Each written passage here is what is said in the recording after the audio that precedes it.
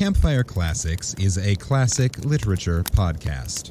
However, your hosts will occasionally use not-so-classy language and immature humor to describe very mature situations.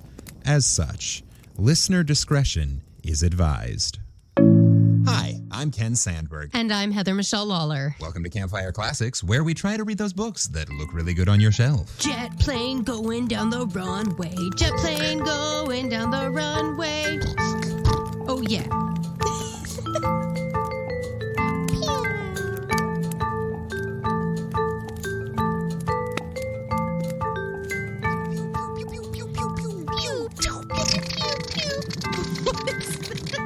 I turned it into a fighter jet in my head. Apparently, I'm not across the way from a military base, thank God. Oh no, it's not a military. It's not Air Force base. It's not Air Force. It's like the local prop plane place. The people that like have like the 4-seater jets. Like the biggest thing that goes through there is like 10 seats, maybe. Oh, yeah. All right. So you're probably not at risk of being collateral damage from a major military thing. I hope not. That's good. That's good. Now I'm nervous. Well, no, don't be nervous. We've just established that you're not at risk. Okay. That's the opposite of nervous. That's good news. There are 2 black helicopters over there a lot that are very military looking, but I'm guessing they're not. Oh, so it's a secret military base. Probably. So you're not at risk from standard run-of-the-mill military action, but when the aliens invade, you don't want to be there because oh yeah. Yeah. That's where shit's going to go down. Which, given the year and a half we've all had, who knows? Yeah, this little municipal airport off on the port of Puerto Rico is the island version of Area 51. Sweet. Oh my God. Now I wish I could get off the ship and go explore. Well, how are your climbing out of water skills? Climbing out of water skills? Yeah, because if you just jump off your balcony and into the water and then swim over to the alien base, you could swim back and climb back into your room without anyone ever knowing. I wish I was above the water. No, when we're ported, I'm like up against the port. It's not the prettiest view. Oh. Like the view in the distance is really lovely. Like we get the sunset, but like right below us is literally like the dirty port. The dock. Yeah, if we were on the other side of the ship, we'd have a beautiful view of the water in old Puerto Rico. No, we have an old San Juan. No, we have we've got the port and then an airport, and then across from that is the cargo ships loading. Oh, well, at least if aliens come down, you get to watch that happen. That is true. Yeah. That'll be exciting. Cool. I will let you know when that happens. Please do. Hey, everybody. Hi, listener. Hi, I'm still in Puerto Rico. Clearly, that was a tangent of randomness. I'm sorry. That was a very strange cold open. That was a bizarre way to start the episode. Let's see if we can fix that energy. Yes, I'm still in San Juan when we recorded this, and we're kind of taking advantage of the fact that I have LTE awesome service right now because Puerto Rico is technically America, as we discovered during our last episode. Well, some of us already knew that. Well, I knew that too. That's why I knew I got free LTE. But like, I still keep calling it a different country because like we're so far away. I mean, but yes, because I have good service here, we're gonna throw down a bunch of episodes so that we're prepared for when I'm back out at sea. We gonna throw down. Throw down Campfire Classics. It's good shit. That's the good shit. So, camper, how's your week been? It's been 24 hours since we recorded our last episode, so we don't have a lot to talk about. So now it's your turn. No, a lot happened here today. We found out at least the Norwegian Joy. I don't know if this is going to be fleet-wide or it's just our ship or what the hell's going on, but the captain made an announcement this morning that was like, hey, everybody. So all crew will be granted shore leave when we set sail with passengers on the 20th. And we were like, like literally everyone went out on their balcony and started screaming in excitement because we were prepared to not be able to get off the ship for like 2 or 3 months. And that was a daunting, like we were prepared and we still are prepared really. But like hearing that was like fucking like freedom. Like that, it was very, very much a William Wallace moment. Minus the tortured death. Well, I don't know. I've been in quarantine for 6 days. They've been feeding us some really weird food. We made it 16 months. I think you can make it 6 days. Yeah, I know. It's just I want to go do things. I'm so restless. I just want to go do things. I'm bored. Mom, I'm bored. Make me a sandwich. No, not a peanut butter sandwich, a good one. Yeah, I want a real sandwich. I really, oh my God, I cannot even tell you how good so many foods sound that are not in these styrofoam boxes they bring us. Well, actually, they're not styrofoam. They're compositable, compostable. I'm just going to let you keep running with this. I think I know the word you're going for. But compositable? What? I know you know what I'm saying. They compostable? They compostable. That's it. They're compostable. Although they're probably also combustible. They're probably combustible too. If you put a firecracker inside, they'd be a boom. But yeah, or just a match to them and they'd set on fire. Which I won't be doing on this ship because we don't need a Code Bravo going on on the ship. Code Bravo to Heather's room. Code Bravo. What were you doing? I was trying to prove a point for my podcast. Thanks. No, guys, it's okay. It's art. I'm making art. I'm entertaining people. It's fine. Let me out of quarantine and I can go back to doing what I normally do entertainment-wise, and then I won't set things on fire. Or at least when I do set things on fire, I'll make it look like a kitchen accident. Yeah, it'll be Wink. at least in Elements when they actually have fire on stage. But yeah, so I'm here. Ken's still in New York, and that's where we are. And we hope you enjoyed the last episode. I like that story. That was fun. That was a cute one. It was fun. It was. It was very sweet. So this week we have a little bit of a change of pace from last week. So if you like last week's episode, hopefully you'll still enjoy this one. For our first-time listeners, and if we're doing our job right, every episode is somebody's first episode, what we do here at Campfire Classics is read stories to you for the first time, sight unseen, which sometimes turns out great and sometimes makes it sound like we don't know how to read English. Or say composite. Yeah, so that was just a little preview of what you can expect from this week's story. I don't think I've ever said that word out loud. I know compostable. Compostable. It just sounds wrong. Compostable. Compostable. It could be compostable. I want it compostable. Compost table. Compost table. Compostable. I want it to be compositable. I want it to have more syllables than it does, because I like to overcomplicate things, as we know, listeners. I've noticed. Yeah, I like to take the hardest road to a word.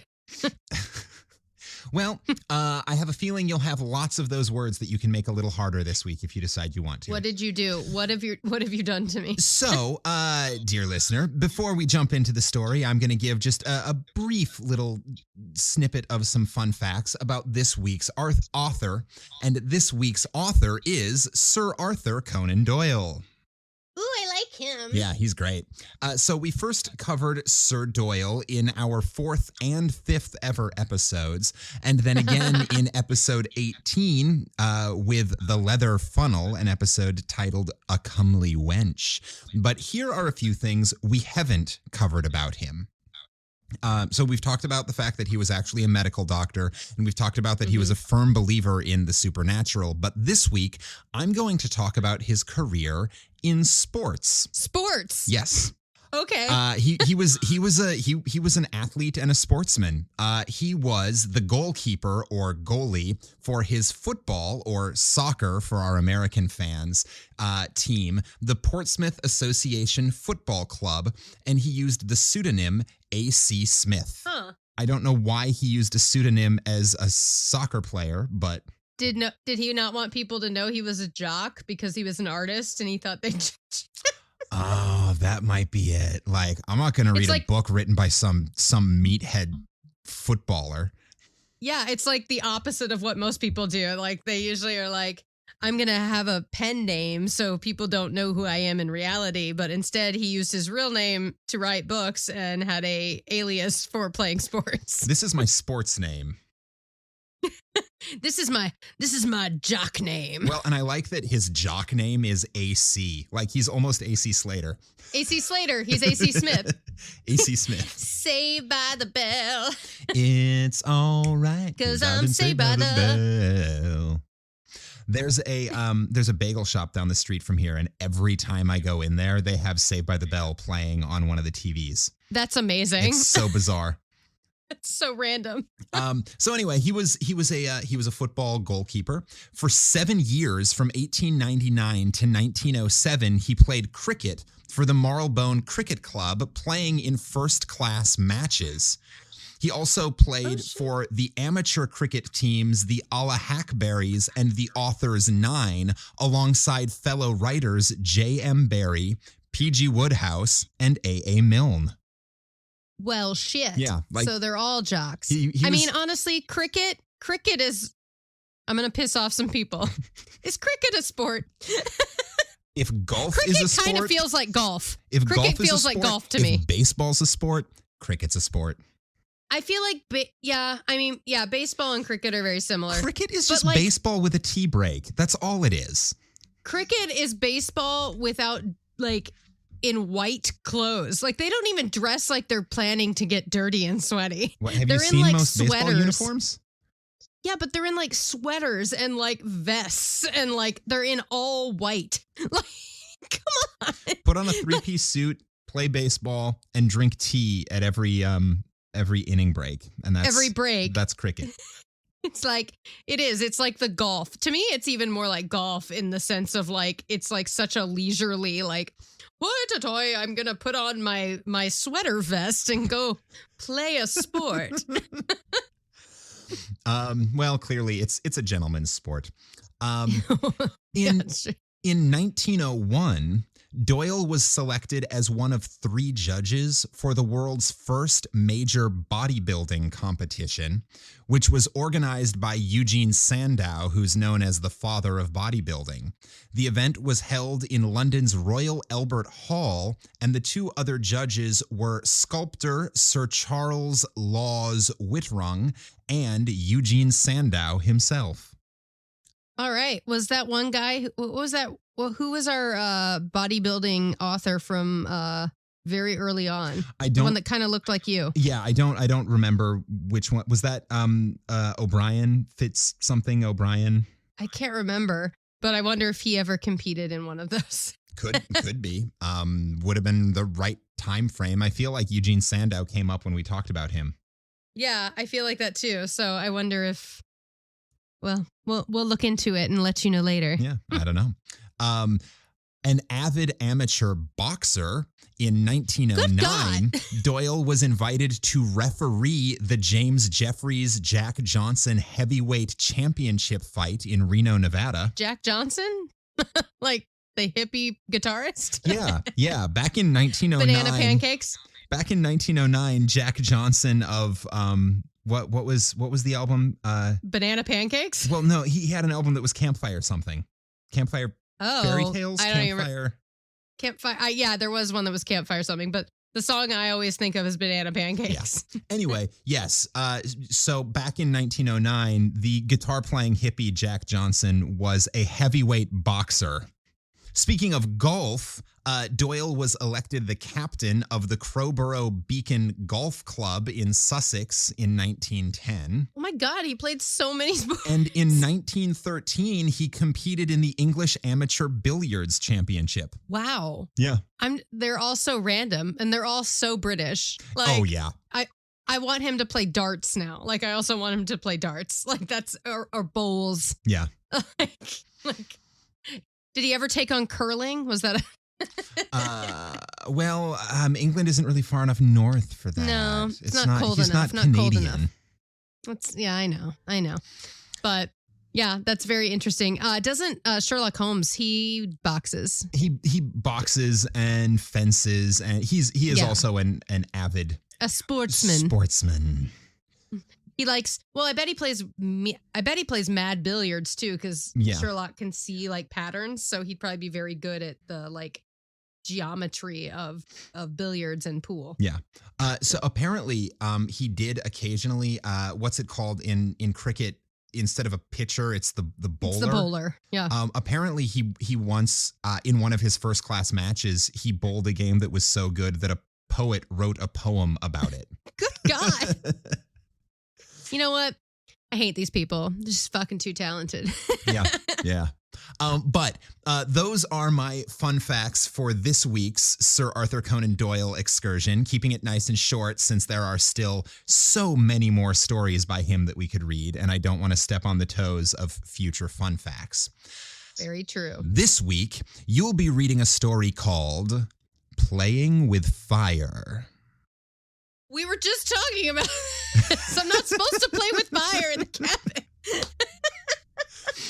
I did notice last week that there were a lot of little like bits and jokes that we said early on that came back into the story as well. So it seems appropriate that we talk about fire and now we're playing with fire. Here we go. Combustible. Let's do this. Combustible. Speaking of fire, let's start this one. Let's start it. Let's do it.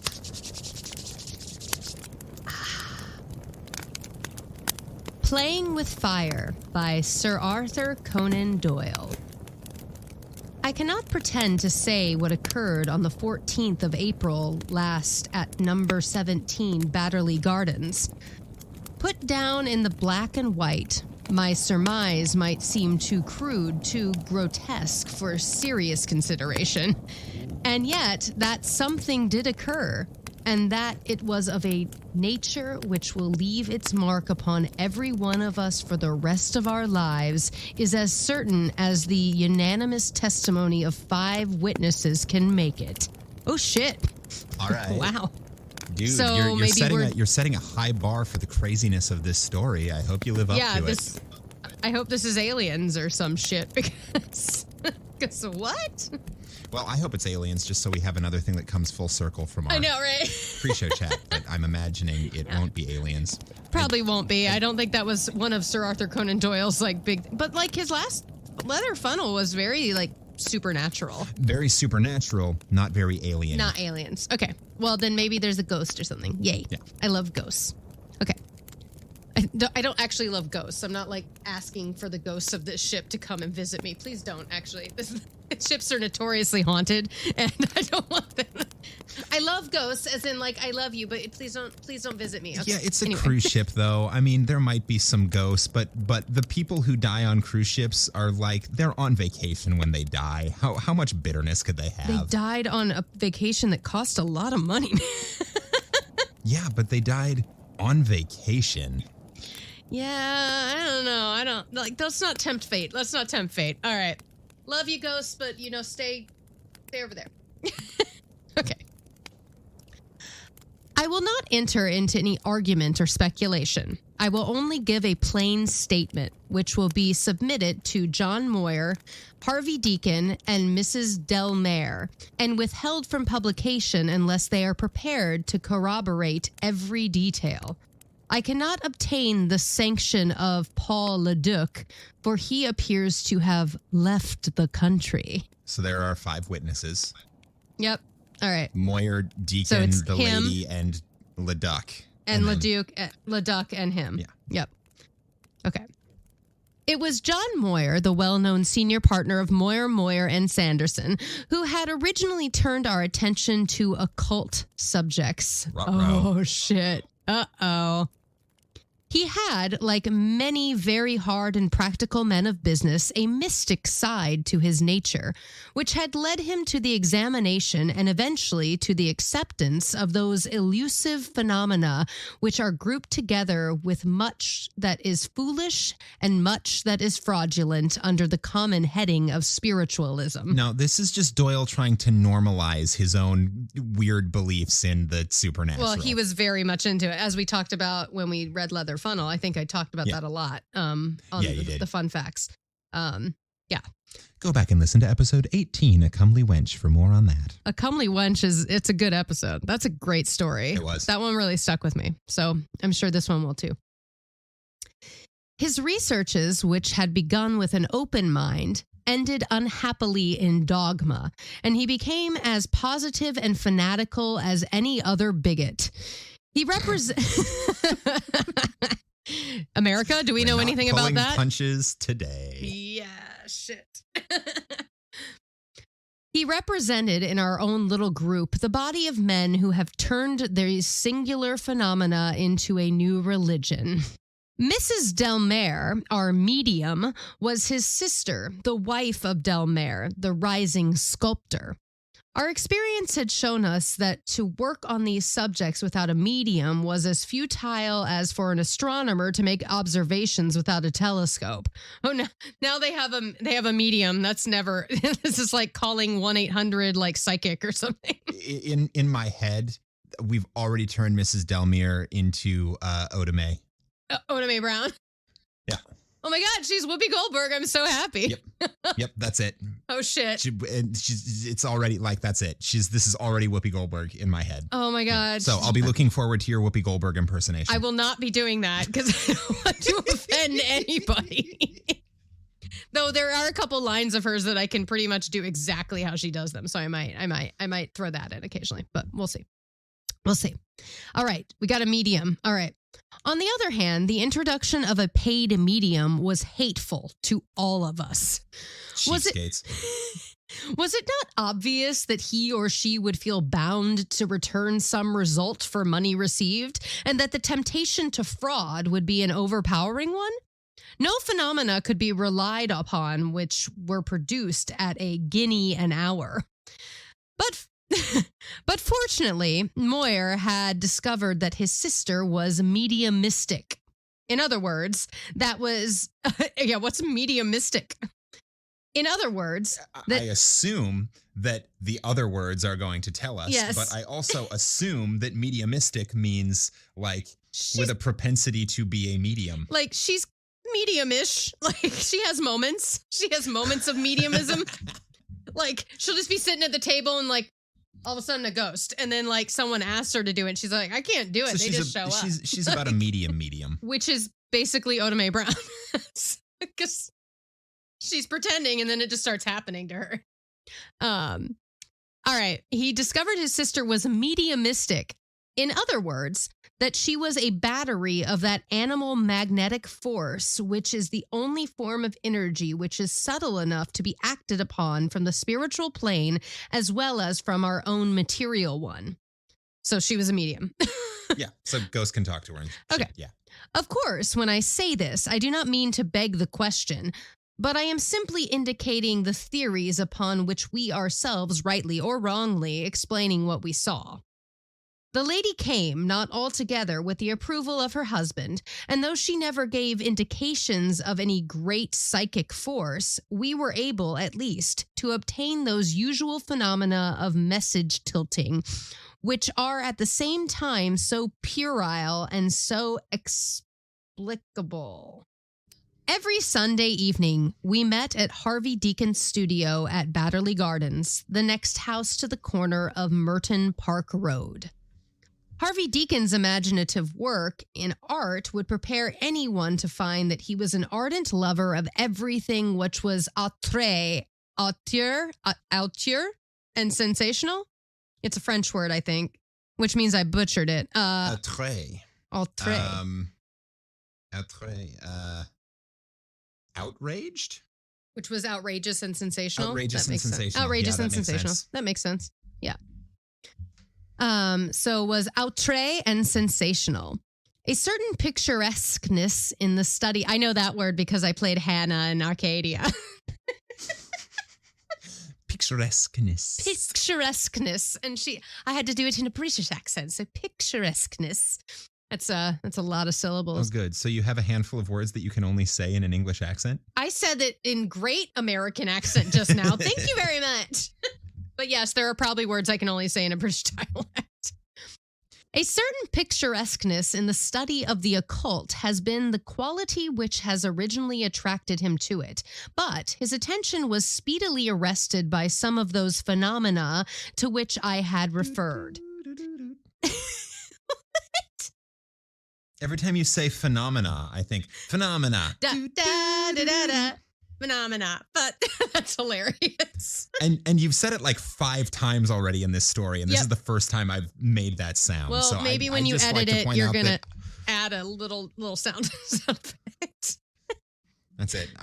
I'm gonna edit in do do do do do after every time Phenomena. you say do do do do. Phenomena.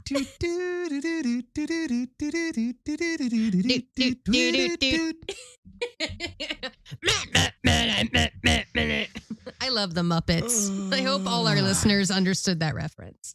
I'm going to guess more of them understood that reference than the blame it on the rain reference from last week. I hope they all understand all the references because they go look it up because they're like, what the fuck are these losers talking about? Anyway, back to the phenomena. His attention was speedily arrested by some of those phenomena to which have referred, and he was coming rapidly to the conclusion that what he had looked upon as an amazing romance and an after-dinner entertainment was really a very formidable reality. He is a man with a remarkably clear and logical brain, a true descendant of his ancestor, the well-known Scotch professor, and he represented in our small circle the critical element, the man who has no prejudices, is prepared to follow facts as far as he can see them, and refuses to theorize in advance of his data. His caution annoyed Moyer as much as the latter's robust faith amused Deacon, but each in his own way was equally keen upon the matter. So they're all very different men with very different views of the world, but they're all intrigued. They've put together a motley crew of extraordinary minds. Yes, this is definitely an interesting grouping of men here. And of course, their medium lady. And I? What am I to say that I represented? I was not the devotee. I was not the scientific critic. Perhaps the best that I can claim for myself is that I was the dilettante. There we go. Yeah. See, I'm getting better Sound at this. it out. I'm getting better at this. Hooked on phonics works for me. I think a year and a half of reading stories cold is working for me, honestly. Thank you, Scott Sandberg. All this is just training. Yeah. Thank you, Scott Stackhouse and Ken Sandberg. Yep, I try. Making me work hard. Okay. Perhaps the best that I can claim for myself is that I was the dilettante man about town, anxious to be in the swim of every fresh movement, thankful for any new sensation which would take me out of myself and open up fresh possibilities of existence. I am not an enthusiast myself, but I like the company of those who are. Moyer's talk, which made me feel as if we had a private pass key through the door of death. What are you laughing at? That sentence basically reads like, oh, I'm not good at things. I just like hanging out with talented people. For sure. I mean, who doesn't? Like, you always want your friends. You either want to be the most interesting friend in a group or you want everyone else to be much more interesting than you because like, then it's like, because then you're learning things or you want to be the like leader. Like, I feel like that's. What's my talent? Oh, I know cool people. Yeah. What's my talent? I don't have strong opinions and I hang out with really, really interesting people. I'm friends with celebrities. I am not an enthusiast myself, but I like the company of those who are. Moyer's talk, which made me feel as if we had a private pass key through the door of death, filled me with a vague contentment. The soothing atmosphere of the seance with the darkened lights was delightful to me. In a word, the thing amused me, and so I was there. So she's the medium, he's the enthusiast, he's the scientific mind. I think they're all dumb. He's the doubtful one, and then this guy in the middle is just like, I'm having a great, the narrator's just like, I'm having a great time. Why was I there? Oh, I came because they said there'd be snacks. I heard there was going to be free wine and tapas. Someone said something about pizza. Is that, are we splitting that? Are we doing that at intermission? Have these on toppings or what's happening? Can I Venmo you? Oda May, are you ordering the pizza or can we? It was, as I have said, upon the 14th of April last that the very singular event which I am about to put upon the record took place. I was the first of the men to arrive at the studio, but Mrs. Delmare was already there, having an afternoon tea with Mrs. Harvey Deacon. The two ladies and Deacon himself were standing in front of an unfinished picture of his upon the easel. I am not an expert in art, and I have never professed to understand what Harvey Deacon meant by his pictures, but I could see... He's like, I haven't studied art, and I don't pretend to understand why that fucker's famous. That's hilarious. That's very much modern art. That's like, I go to some museums and I'm like, the fuck is this? Yeah, this is me at like a Pollock exhibit. I have that's a great sentence. There's a long sentence, so I'll just kind of... I've never professed to understand what Harvey Deacon meant by his pictures, but I could see in the instance that it was all very clever and imaginative, fairies and animals and allegorical figures of all sorts. The ladies were loud in their praises, and indeed the color effect was a remarkable one. I didn't know what it was about, but it was pretty.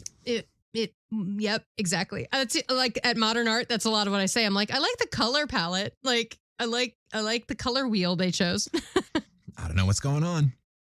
It's cool. I don't know what's going on. What do you think of it, Markham? He asked. Well, it's above me, said I. These beasts, what are they?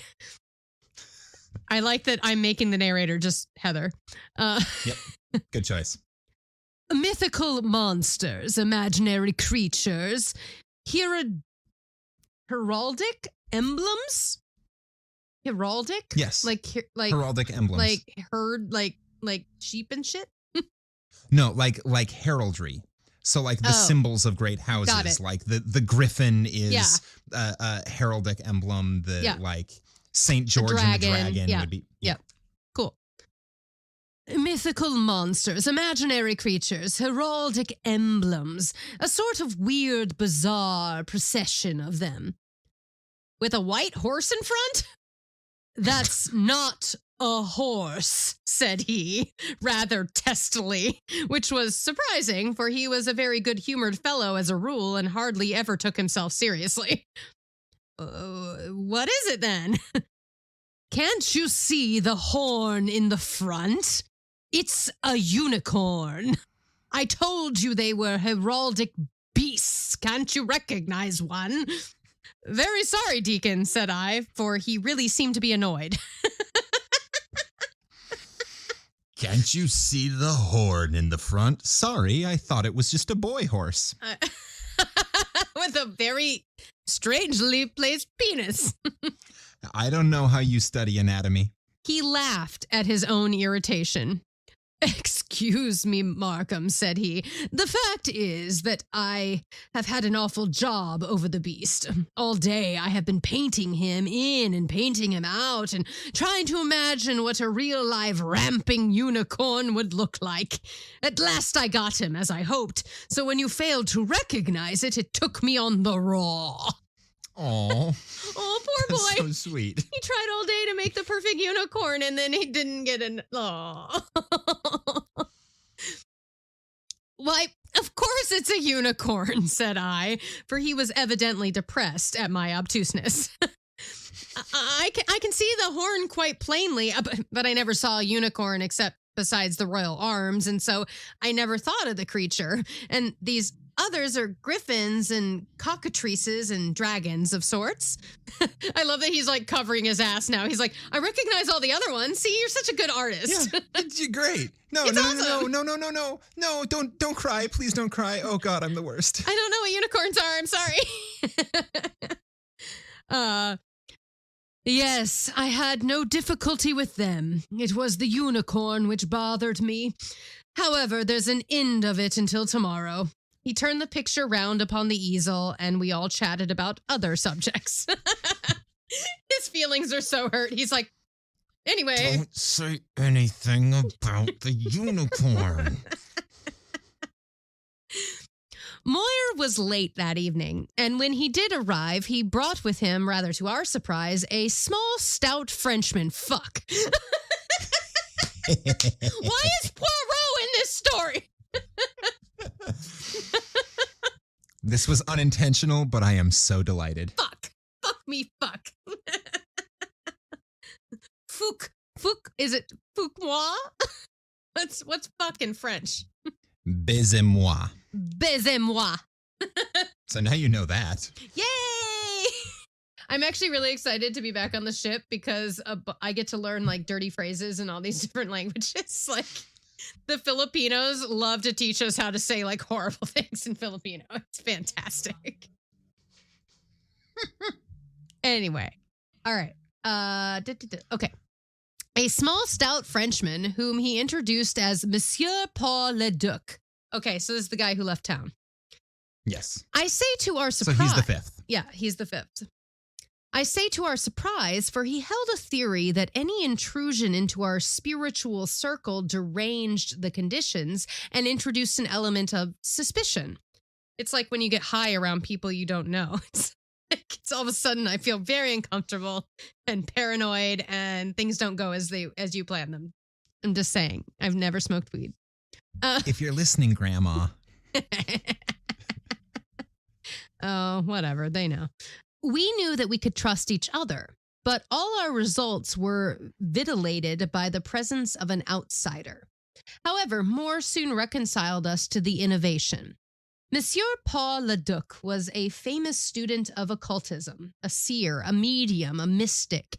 He was traveling in England with a letter of introduction to Moore from the president of the Parisian Brothers of the Rosy Cross. What was more natural than that he should bring him to our little seance, or that we should feel honored by his presence? He was, as I have said, a small, stout man, undistinguished in appearance, with a broad, smooth, clean-shaven face, remarkable only for a pair of large brown eyes, velvety eyes. I love that I added eyes twice. It's a very large, remarkable only for a pair of large, brown, velvety eyes, staring vaguely out in front of him. It's fair. That sentence was confusing because we just described a squat Frenchman and didn't put a mustache on. And there's his no face. mustache, so I was very thrown. Very thrown. He was well dressed with the manners of a gentleman, and his curious little turns of English speech set the ladies smiling. Uh-oh. You know how the ladies love an accent. They do love the French. Oh, bonjour, madame. Oh, oui, oui. Don't be talking about your wee-wee. Oui, oui. Oui, oui, madame. Mrs. Deacon had a prejudice against our researchers and left the room, upon which we lowered the lights. So I love that this guy's wife is like, these fucking morons. She's like, I'm going to go do something productive. Bye. Don't let the spirit stay in the house, honey. Mrs. Deacon had a prejudice against our researchers and left the room, upon which we lowered the lights, as was our custom, and drew up our chairs to the square mahogany table which stood in the center of the studio. The light was subdued, but sufficient to allow us to see each other quite plainly. I remember that I could even observe the curious, podgy little square-topped hands which the Frenchman laid upon the table. He got fat hands. Pudgy fingers. Pudgy fingers. All right, who's talking? Oh no. Okay, oui, Do it. What Do it. fun, said he. It is many years since I have sat in this fashion, and it is to me amusing. Madame is a medium. Why is he Italian? I don't know. I wasn't going to say anything. Why is French the accent I cannot do? Fuck me. Baisez-moi. Baisez-moi. Oh, man. I want to, like, go get my neighbor in quarantine because he speaks fluent French. Be like, can you read this for me? Thanks. No cheating. No, I want No cheating. You can have him read a Poirot mystery later. Say something in a French accent. What would you like me to say? What would you like me to say? What fun, he said. It is many years since I have sat in this fashion, and it is to me amusing. He's Italian again, whatever. Madame is medium. Does Madame make the trance? Well, hardly that, said Mrs. Delmere, but I am always conscious of extreme sleepiness. What? It is the first stage. Then you encourage it, and there comes the trance. When the trance comes, then out jumps the little spirit, and in jumps another little spirit. And so you have to direct talking or writing. You leave your machine to be worked by another. Hein? But what have unicorns to do with it? Harvey Deacon started in his chair. The Frenchman was moving his head slowly round and staring into the shadows which draped the walls. What a fun, said he. Always unicorns. Who has been thinking so hard on a subject so bizarre? This is wonderful, cried Deacon. I have been trying to paint one all day, but how could you know it? You have been thinking of them in this room. And now I don't know what he is now. Certainly. But thoughts are things, my friend. When you imagine a thing, you make a thing. You did not know it, Hein? But I see your unicorns because it is not only with my eye that I can see. Do you mean to say that I create a thing which has never existed by merely thinking of it? But certainly, it is the fact which lies under all other facts. That is why an evil thought is also a danger. They are, I suppose, upon the astral plane, said Moore. Ah, well, these are but words, my friends. They are there, somewhere, everywhere. I cannot tell myself. I see them. I could touch them. You could not make us see them? It is to materialize them. Hold. It is an experiment. But the power is wanting. Let us see what power we have, and then arrange what we shall do. May I place you as a wish? You evidently know a great deal more about it than we do, said Harvey Deacon. I wish that you would take complete control. He's like, I don't know what the fuck to do. Do it. Stranger just walked in and took over the party. He's like, I love that the lady medium is like not saying a word. She's like, hey, fuck, this is my job. Like, what the hell? I guess I get the night off. You spoke cool. up and started earlier. Cool, I can start drinking. Great. It may be that the conditions are not good, but we will try what we can do. Madame will sit where she is, I next, and this gentleman beside me. Mr. Moyer will sit next to Madame, because it is well to have blacks and blondes in turn. Like black hair. Yeah. Yeah. He's guessing. going dark hair, light hair, dark hair, light hair, dark hair, light hair. We don't know what the color of these people are, but whatever. It is best to have blacks and blondes in turn. Yeah, you don't want two blondes sitting next to each other. That's going to definitely detour some spirits. They're going to be like, I'll mess up the whole party. Nope. It's bad feng shui. Bad feng shui. So, and now with your permission, I will turn the lights all out. What is the advantage of the dark? I asked. The narrator's totally afraid of the dark. Are you sure? Like, we can turn off all the lights? Why? Do we have to? Because the force with which we deal is a vibration of ether, and also so is light. We have the wires all for ourselves now. Hein? I'm guessing Hein means okay, because he keeps saying it. I think that's just how they're spelling. I think that's just how they're spelling, like, huh? Eh? Oh. Eh? Eh? Oh, okay. I take it as like, okay, I mean, the way, understand? Like, yeah, which is the same thing. But the way it's been used, it sounds like a, eh? Eh? Okay. Okay. Eh? Eh? You will not be frightened in the darkness, madame. What a fun is a seance. At first, the darkness appeared to be absolutely pitchy, but in a few minutes, our eyes became so far accustomed to it that we could just make out each other's presence, very dimly and vaguely, it is true. I could see nothing else in the room, only the black loom of the motionless figures. We were all taking the matter much more seriously than we had ever done before. You will place your hands in front. It is hopeless that we touch, since we are so few round so large a table. You will compose yourself, madam, and if sleep should come to you, you will not fight against it. And now we sit in silence and expect... So we sat in silence and expected, staring out into the blackness in front of us. A clock ticked in the passage. A dog barked intermittently far away. Once or twice a cab rattled past in the street, and the gleam of its lamps through the chink in the curtain was a cheerful break in that gloomy vigil.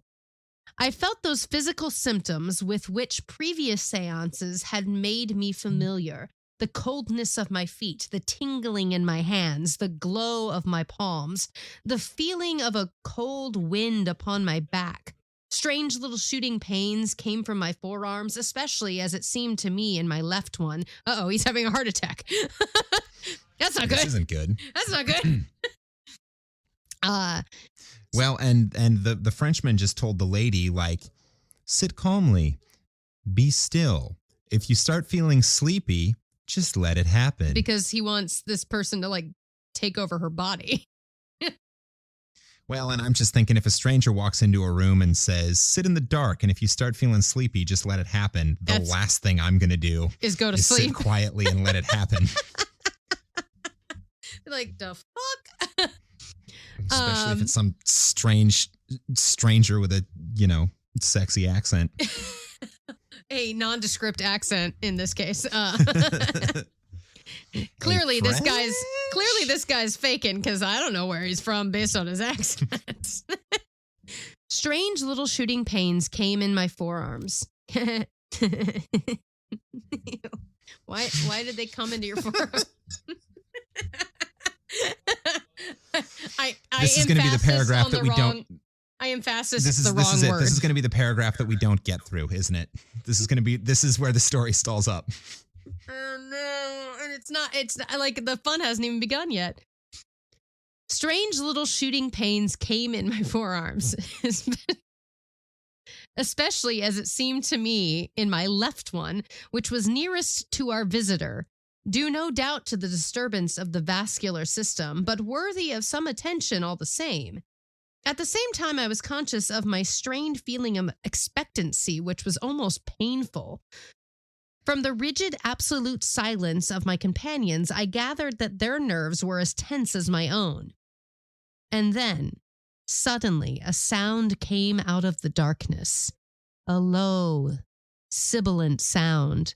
The thick, thin breathing of a woman. Quicker and thinner, yet it came. You're a child. I know. It's like the breathing of a woman, and they're talking about how it came. So I'm like, well, yeah. Mrs. What's-Her-Face is having a good old time in the corner in the darkness.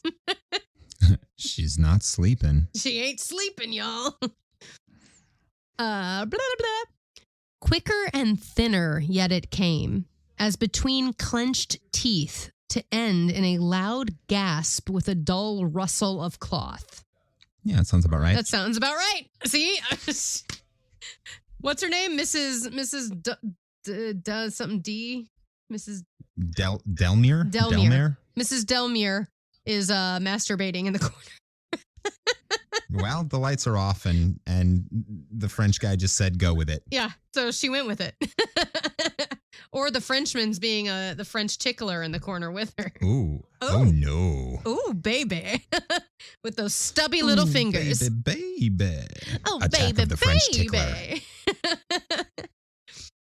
That's another Sherlock Holmes mystery. Sherlock Holmes and the Attack of the French Tickler.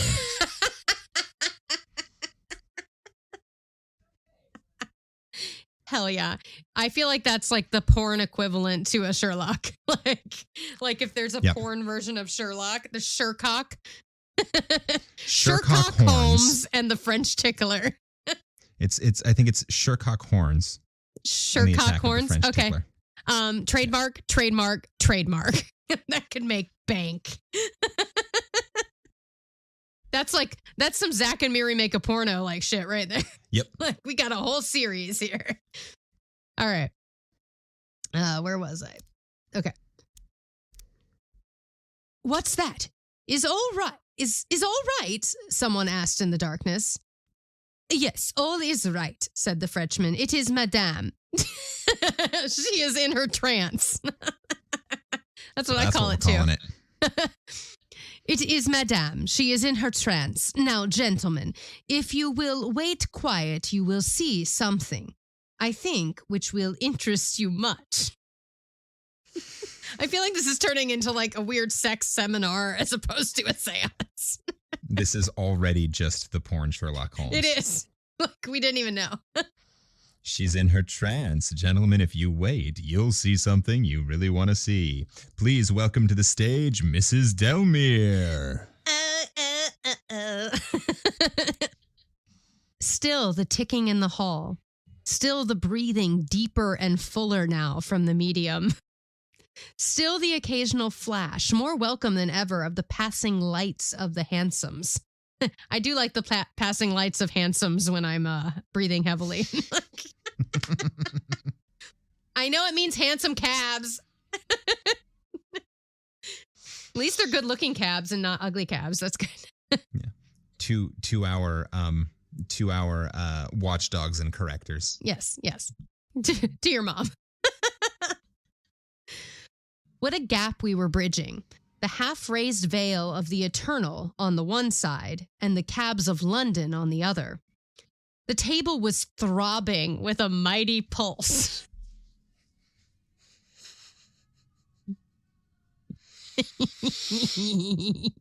Apparently someone's already excited to see whatever they're going to see. It swayed steadily, rhythmically, with an easy swooping, scooping motion under our fingers. Yep, it does that. It does that. Sharp little raps and cracks came from its substance.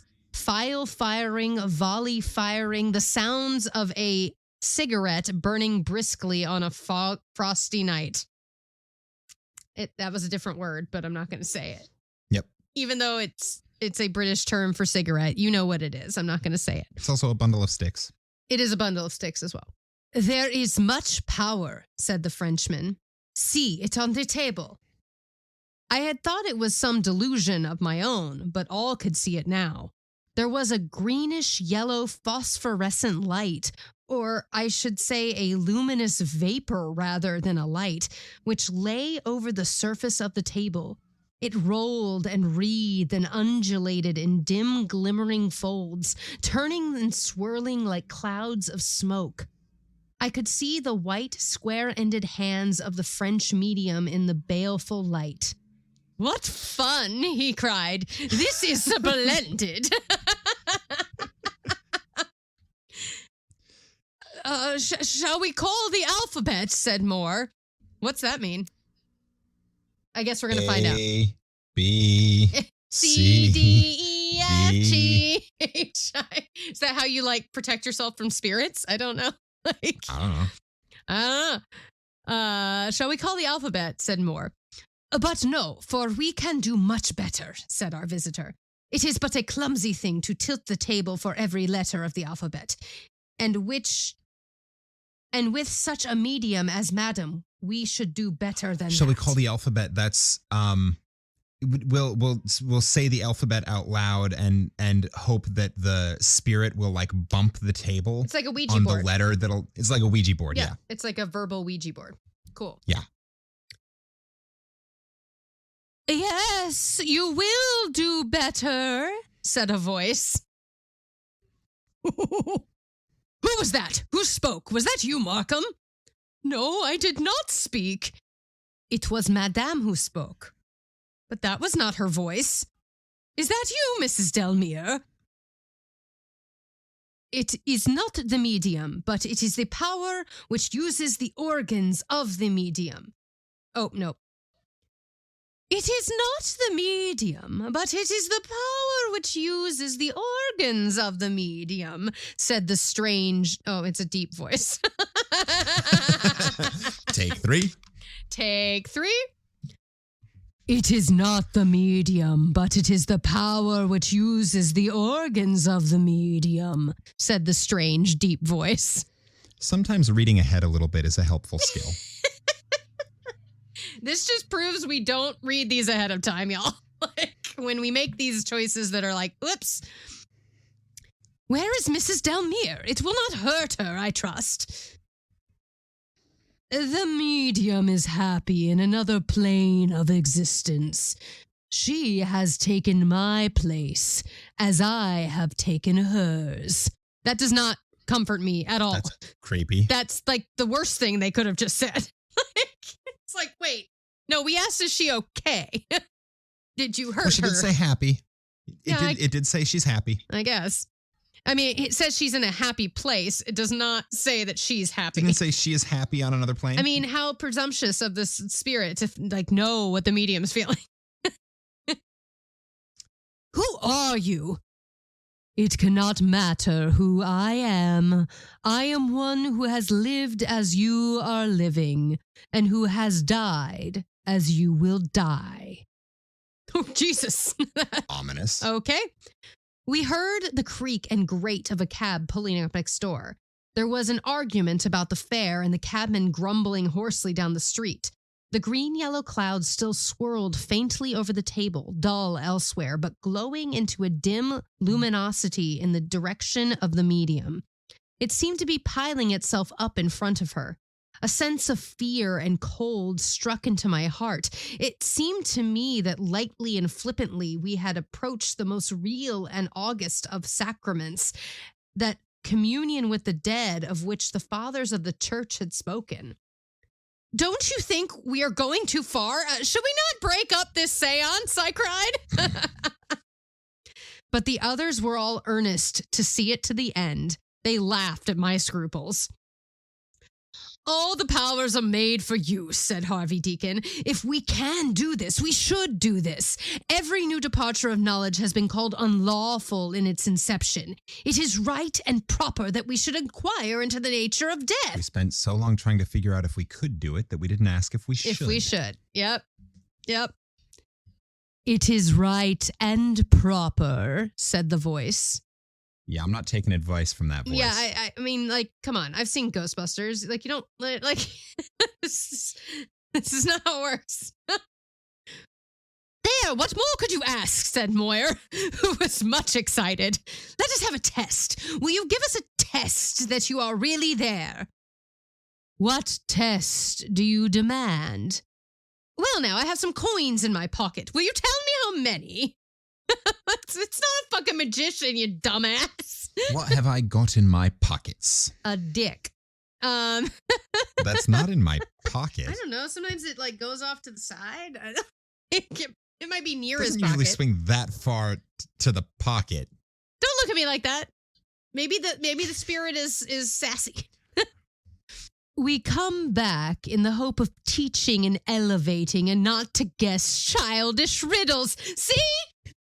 Yes! That's exactly what I said. I'm like, this ain't a magic show, you fuck. Like, I came all this way to, like, teach you something, and you're like, tell me how much money is in my pocket. Me. I came all this way to teach you something, and you're like, where's my penis? Who has the biggest dick in the room? Tell us, spirit. It's on the unicorn head. Ha, ha, ha. Mr. Moore, you catch it that time, cried the Frenchman. But surely this is very good sense, what the control is saying. It is a religion, not a game, said the cold, hard voice. Oh, fuck. Exactly, the very view I take, cried Moore. I am sure I am very sorry if I have asked a foolish question. You will not tell me who you are? What does it matter? Have you been a spirit long? Yes. How long? We cannot reckon time as you do. Our conditions are different. Are you happy? Yes. You would not wish to come back to life? No, certainly not. Oh, shit. Are you busy? We could not be happy if we were not busy. There's something comforting about this conversation. Yeah, I kind of like this conversation. What do you do? I have said that the conditions are entirely different. Can you give us no idea of your work? We labor for our own improvement and for the advancement of others. Do you like coming here tonight? I'm guessing I made that the narrator. I am glad to come if I can do any good by coming. Then to do good is your object. It is the object of all life on every plane. You see, yeah, it should be. Exactly. You see, Markham, that should answer your scruples. It did, for my doubts had passed and only interest remained. Have you pain in your life? I asked. No, pain is a thing of the body. Have you mental pain? Yes, one may always be sad or anxious. That's disappointing. Do you meet the friends whom you have known on Earth? Some of them. Why only some of them? Only those who are sympathetic. Do husbands meet wives? Those who have truly loved. And others? They are nothing to each other. There must be a spiritual connection? Of course. Is what we are doing right? If done in the right spirit. What is the wrong spirit? Curiosity and levity. Ruh-roh. May harm come of that? Very serious harm. What sort of harm? You may call up forces over which you have no control. Evil forces? Undeveloped forces. You say they're dangerous. Dangerous to body or mind? Sometimes to both. This is fucking creepy as fuck. I'd be like, bye. Well, these are the answers you get if you're chatting with someone from the beyond. Yep, this is when you erase the Ouija board. You do the like you're like, nope, I don't want to talk to you anymore. You're good. No, thank you, Zuzu. No, thank you, Zuzu. Yeah, exactly. There was a pause, and the blackness seemed to grow blacker still, while the yellow-green fog swirled and smoked upon the table. Any questions you would like to ask, Moyer? Said Harvey Deacon. Only this. Do you pray in your world? One should pray in every world. Why? Because it is the acknowledgement of forces outside ourselves. What religion do you hold over there? We differ exactly as you do. We have no certain knowledge? We have only faith. These questions of religion, said the Frenchman, they are of interest to you serious English people, but they are not so much fun. It seems to me... The Frenchman's like, come on, let's be more interesting. Don't ask for the meaning of life. That's boring. Like, y'all are boring. Ask what the ladies are like over there. Yeah, right. What the fuck? It seems to me that with this power here, we might be able to have some great experience, huh? Something of which we could talk. But nothing is more interesting than this, said Moyer. Well, if you think so, that is very well, said the Frenchman, answering peevishly. For my part, it seems to me that I have heard all this before, and that tonight I should wish to try some experiment with all this force which is given to us. But if you have other questions, then ask them. And when you are finished, then we can try something more. I think your Frenchman became Irish during that speech. I was reading. It's written in dialect, and I was reading the dialect. Whatever. We've established but it was this just a Frenchman. lot of this. It was sort of, he was living in this place a little bit, and it got very, very, Well, I'm making him more frantic now because he seems to be very excited. Frenchmen don't get excited. Yeah, he's trying to figure out what the sex parties are like in the afterlife. Exactly. That's what he wants. But the spell was broken. We asked and asked, but the medium sat silent in her chair. Only her deep, regular breathing showed that she was there. The mist still whirled about the table. You have disturbed the harmony. She will not answer. But we have learned already all that she can tell. Eh? For my part, I wish to see something I have never seen before. What then? You will let me try? What would you do? I have said to you that thoughts are things. Now I wish to prove it to you and to show you that which is only a thought. Yes, I can do it and you will see. Now I ask you only to sit still and say nothing and keep your hands quiet upon the table. The room was blacker and more silent than ever. The same feeling of apprehension which had lain heavily upon me at the beginning of the seance was back at my heart once more. The roots of my hair were tingling. It is working, cried the Frenchman, and there was a crack in his voice as he spoke which told me that he was also strung to his tightest. The luminous fog drifted slowly off the table and wavered and flickered across the room. There, in the farther and darkest corner, it gathered and glowed, hardening down into a shining core, a strange, shifty, luminous, and yet non-illuminating patch of radiance, bright itself but throwing no rays into the darkness. It had changed from a greenish yellow to a dusky, sullen red. That's not a good sign. Nope.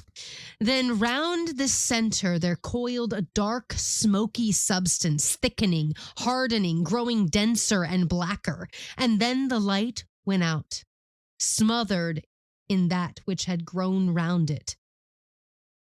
It has gone. Hush, there is something in the room. We heard it in the corner where the light had been. Something had breathed deeply and fidgeted in the darkness. Uh-oh. We've had stories about things that fidget in the darkness in the past. Yes, we have. Things that make creepy noises and appear out of nowhere. Yep. What is it? Leduc, what have you done? It's all right. No harm will come. The Frenchman's voice was treble with agitation. Good heavens, Moyer. There's a large animal in the room. Here it is, close by my chair. Go away! Go away! It was Harvey Deacon's voice, and then came the sound of a blow upon some hard object. And then, how can I tell you what happened then? I don't know. Tell me. Oh, God. Ew. Oh, my God. Some huge thing hurtled against us in the darkness, rearing, stamping, smashing, springing, snorting. The table was splintered. We were scattered in every direction. It clattered and scrambled among us, rushing with horrible energy from one corner of the room to another. We were all screaming with fear, groveling upon our hands and knees to get away from it. Something trod upon my left hand, and I felt the bones splinter under the weight. Fuck, man. Jesus. Ouch. Fuck. Ow. I mean, to be fair, the first spirit said, you don't just do this for your own amusement. And then the French guy was like, I want to be amused. Like, yeah, this is what they get. This is what they were warned about. Now we know why the Frenchman left town. I bet the Frenchman dead. That's all I got to say. A light, someone yelled. Moira, you have matches. No, I have none, Deacon. Where are the matches? For God's sake, the matches! I can't find them. Here, you Frenchmen, stop it. You Frenchmen, stop it. It is beyond me. Oh, mon Dieu. I cannot stop it. The door. Where is the door? My hand, by good luck, lit upon the handle as I groped about in the darkness. The hard-breathing, snorting, rushing creature tore past me and butted with a fearful crash against the oaken partition. The instant that it passed, I turned the handle. The next moment, we were all outside and the door shut behind us. From within came a horrible crashing and rending and stamping. What is it, in heaven's name? What is it?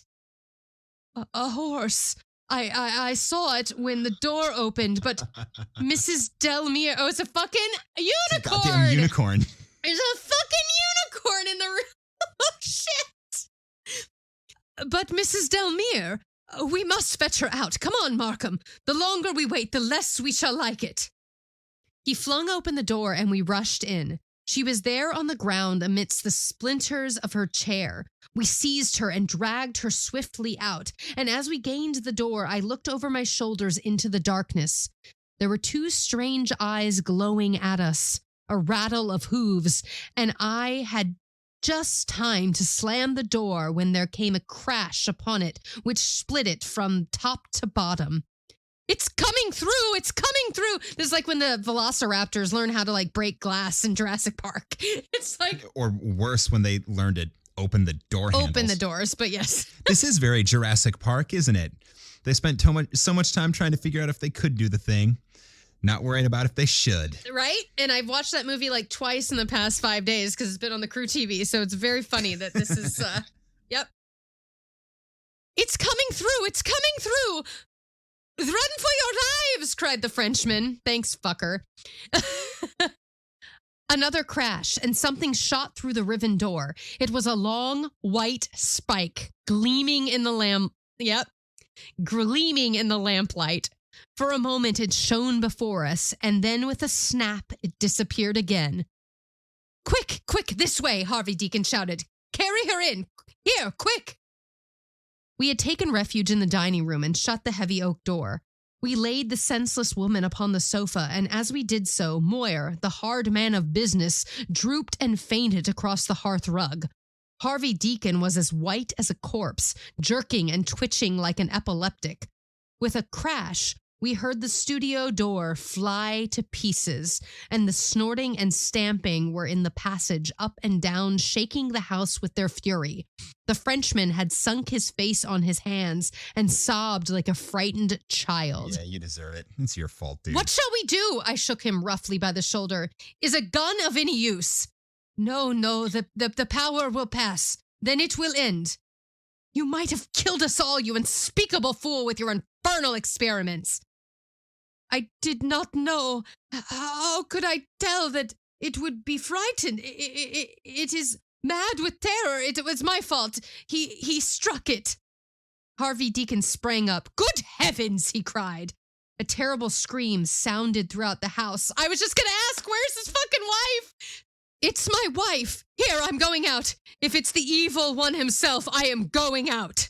He had thrown open the door and rushed out into the passage. At the end of it, at the foot of the stairs, Mrs. Deacon was lying senseless, struck down by the sight which she had seen.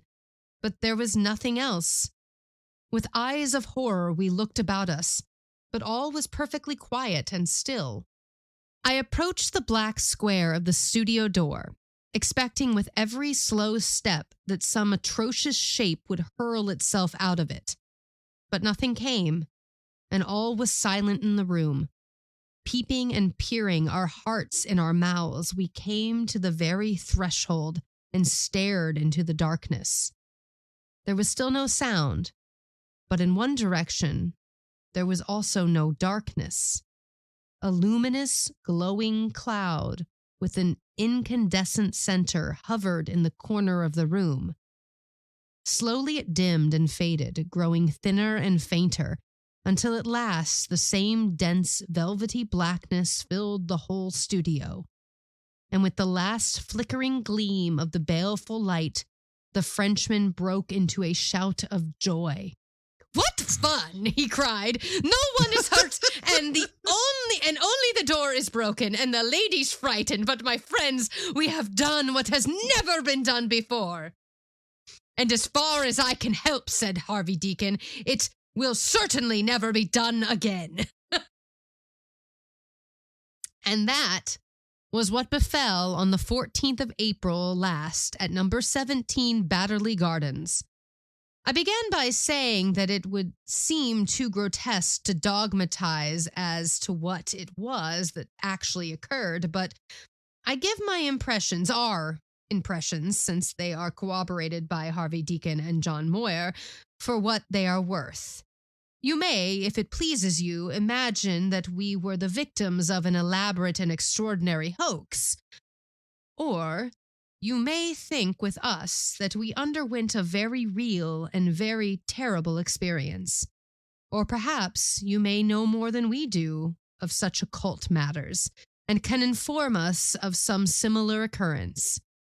In this latter case, a letter to William Markham, 146M, The Albany, would help to throw light upon which is very dark to us. The end. Very cool. Wow. I just want to point out that that is the first time we have read a ghost story where the ghost was a unicorn. We had a unicorn ghost. That's hot. That's new. Mark Fisher Fitness. Mark Fisher Fitness. Yeah. You'll need to reach out to Mark Fisher Fitness and ask if they want to sponsor this particular episode. Who knew that there would be unicorns all over this episode, like literally piercing doors. Brand it with nothing but unicorns. Well, the images for this episode's artwork is going to be pretty clear. But yeah, no, that was fun. That was very fun. That was like fucking like raising demon spirits and stuff. That was Yeah. When the unicorn was coming out, I kept having visions of like Legend. Oh, yes. Yes. Absolutely. Well, there's another story. In Cabin in the Woods, the unicorn is like a fucking demon.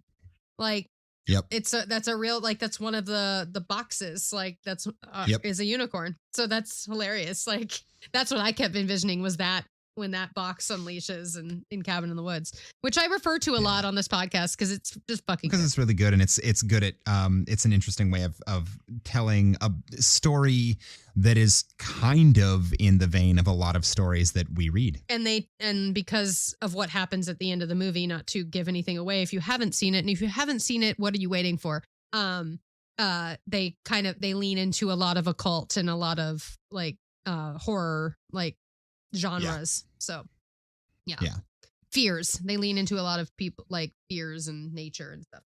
But yeah. I do think that's a movie that is technically speaking past the statute of limitations for spoilers. I still try to avoid spoilers, don't worry. I'm just saying it's been around for a while. I know, it's really good. I've mentioned it at least 5 or 6 times on this podcast over the past year and a half, probably more. Yeah. And it's one of my I think it is my favorite horror movie. Like, honestly, I think it because it's so fucking smart. That's fair. Yeah, and it's just really, really good. So go watch Cabin in the Woods if you haven't. But yeah, that was a good story. That was very, very good. What did you think, camper? Did you also enjoy that story? Inquiring minds want to know. Send us a message on any of the social media. Just look for Campfire Classics or send us an email to 5050artsproduction@gmail.com. For those of you who don't know, 5050 Arts Production is our parent production company. So a big old thank you to them. And by them, I mean us. But send us an email or a message and let us know what you thought of that story. If you enjoyed that one, what you thought about that compared to last week's story. Are you afraid of unicorns now? Because I am a little bit. And when you send us that email, somewhere in the subject or in the body of the email, send us this week's secret passcode. This week's secret passcode is... What's in my pocket? What's in my pocket? It's my dick. I like that. What's in my pocket? Cool. That was fun. I hadn't read in a while because it's been a few weeks since I was able to record. So yay. Yeah. So thank you. We hope you enjoyed this. And coming at you once again from Puerto Rico, This is Heather Michelle Lawler. And I'm Ken Sandberg. I hope you enjoyed that one. And until next week, this has been Campfire Classics, where we try to read those books that look really good on your shelf. Unicorn demon coming at you. Unicorn demon gonna stab you. Stab. Stab, stab, stabby, stab, stab. Don't play with fire, bitches. I'll bet unicorns would be really good at stab apple. Oh, really good.